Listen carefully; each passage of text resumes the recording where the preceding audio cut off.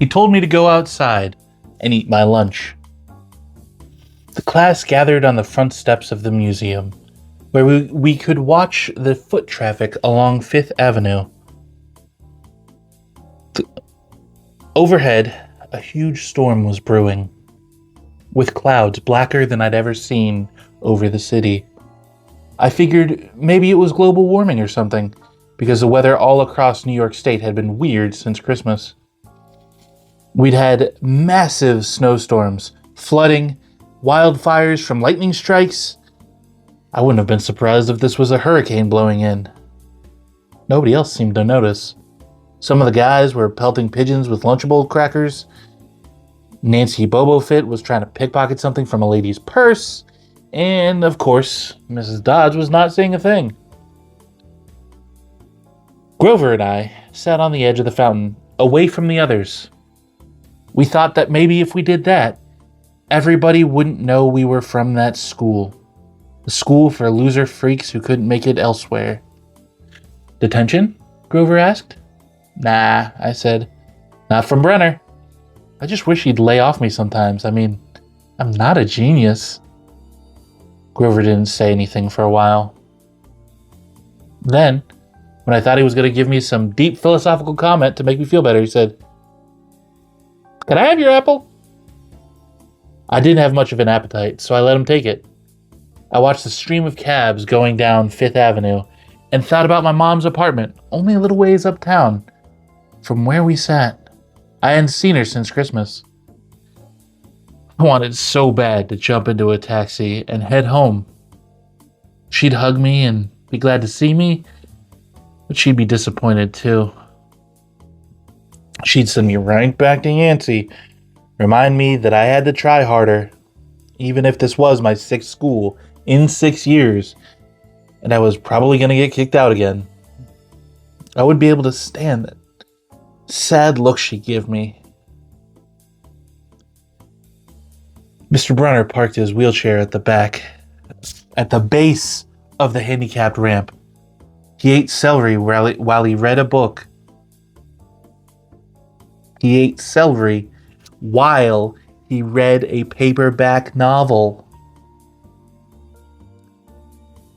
A red umbrella stuck up from the back of his chair, making it look like a motorized cafe table. I was about to unwrap my sandwich when Nancy Bobo Fit appeared in front of me with her ugly friends. I guess she'd gotten tired of stealing from the tourists and dumped her half-eaten lunch in Grover's lap. Oops! She grinned at me with her crooked teeth. Her freckles were orange, as if somebody had spray painted her with liquid Cheetos. I tried to stay cool.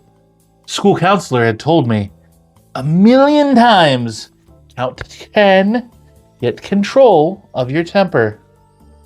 But I was so mad, my mind went blank. A wave roared in my ears. I don't remember touching her, but the next thing I knew, Nancy was sitting on her butt in the fountain, screaming, "Percy pushed me!" Mrs. Dodds materialized next to us.